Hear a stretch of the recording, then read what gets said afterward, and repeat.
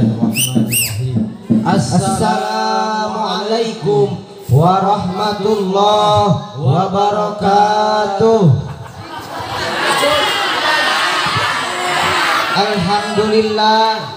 Alhamdulillahilladzi amarna bibirril walidain wa nahana 'anit tarki ma amara bihil walidain. Asyhadu an la ilaha illallahul malikul haqqul mubin wa asyhadu anna muhammadan abduhu wa rasuluhu shadiqul wa'dil amin. Allahumma fasholli wa sallim ala sayyidina Muhammad wa ala alihi wa sahbihi ajmain. Amma ba'du. Halimun di puncak gunung nyimutan tangkal kiara, Muluwut jauh ti indung anggang kanu jadi bapak. kiara anu harita kiwari kari tunggulna, Hirup nandangan tunggara reka saha muntangkeun rasa waldi ngan ka indung bapak. Kumargi sakitu ieu ucup Yahuda bade pidato anu temana indung tunggul rahayu bapak tangkal darajat. Hadirin dulur wargi sadayana, indung tunggu rahayu bapak tangkal darajat, nyatana indung sumber kabagjaan ari bapak teh sumber kemuliaan. dina samemeh lincak kana eusina pidato sok hayu urang sadayana meremkeun kana panon dohiriah urang, pikeun ngabayangkeun rarai kolot urang, rarai ibu urang, rarai bapak urang, tetep wajah imut aranjeuna nu mana anjeuna geus ikhlas geus ridho ngurus urang nyaho nalika urang dina jero patuangan oge. Aranjeuna geus nyempetkeun waktu, geus bisa maksakeun pikeun ngurus kanu jadi anakna, nu jadi indung nguruskeun kana sakabeh keperluan anu jadi anakna, dimimiti ngurus aktivitasna, ngurus nu jadi imahna, ngurus kanu jadi salakina. 8 bulan urang ngaheurinan patuangan ibu urang, tapi nu jadi indung mah can pernah ngerasa lelah, can pernah ngerasa capek, nu penting anakna sehat salamat tur kuat. Ya kitu deui bapak, kesang badag kesang leutik, gawe ti isuk jedur nepi ka sore jeder, hese capek bele keneangan nafkah pikeun nganapakahan keluargana. Jadi anak sing bisa jadi panutup pikeun kaeban kacacadan kekurangan anu jadi kolot. Sanajan lautan jasa digolontorkeun ku anjeun pikeun mayar kana sakabeh jasa anu ku kolot geus dijasakeun ka anjeun.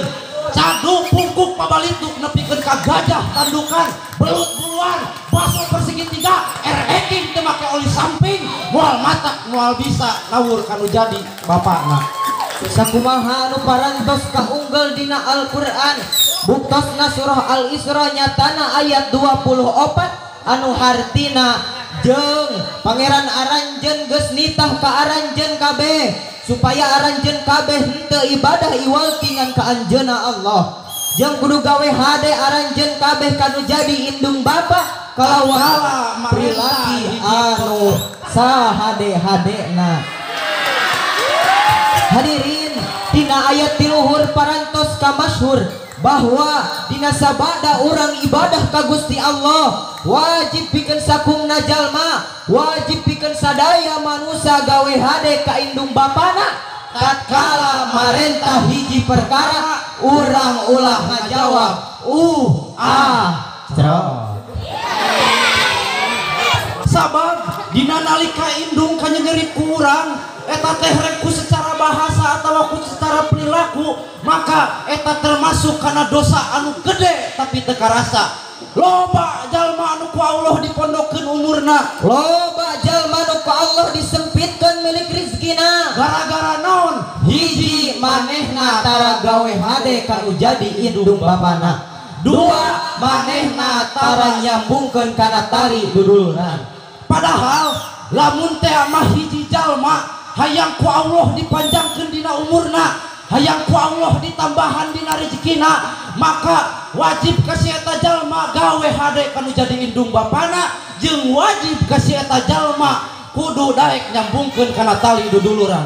Sakumaha anu parantos kacatur dina hadis anu unggelna. Man ahabba ayyamuddalahu fi umurihi wa yuzada fir rizqihi falyatabarra walidayhi wal yasil rahimahu. Hadirin dulur wargi sadayana, kumargi sakitu urang salaku anu jadi anakna wajib ngabakti, wajib turut kana naon nu diparentah ku indung bapa, rek secara kahayang sorangan atawa secara kapaksa. Dina nalika urang keur ulin tuluy urang muka WA aya indung urang nitah mangmeulikeun samara, maka urang kudu indit meuli dina pada harita. Dina nalika urang keur Facebookan kolot urang nitah nyieun solokan, maka kudu sapada harita urang migawe kontan. Sabab lamun urang teu nyumponan kana parentah kolot, maka indung bapa bakal murka. Lamun indung bapa geus murka, maka Allah oge bakal murka. Sakumaha dawuhan Kangjeng Nabi, ridallahu fi ridal walidain wa suhtullahi fi suhtil walidain.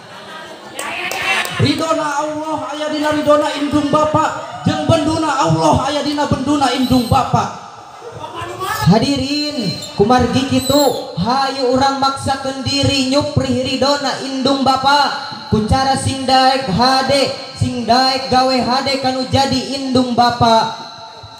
Nyatana aranjeuna nutos berjuang seseepan pikeun urang nu jadi anakna. Hadirin dulur wargi sadayana, alhamdulillah tina cariosan anu tadi insya Allah tiasa ditarik benang bereumna bahwa wajib keur sakumna umat manusia kudu gawe hade kanu jadi kolotna. Sabab lamun urang bisa maksakeun kana hal eta, maka urang bakal dipikarido ku indung jeung bapa. Jeung lamun indung bapa geus ridho ka urang, insya Allah urang oge pasti dipikarido ku Allah Subhanahu wa taala. Alhamdulillah. Hadirin mung sakitu nu tiasa kapihatur hapunten tina sanes kanten kalepatanana, hatur nuhun tina sadaya perhatosanana. Wallahu muwafiqun ila aqwamit thoriq, khudma sofa wa da'ma kadzar, Undur makila wala tandur mangkola. Wassalamu alaikum warahmatullahi wabarakatuh. Waalaikumsalam warahmatullahi wabarakatuh. Di komentar tidak Dewan Juri? Tidak, ya langsung.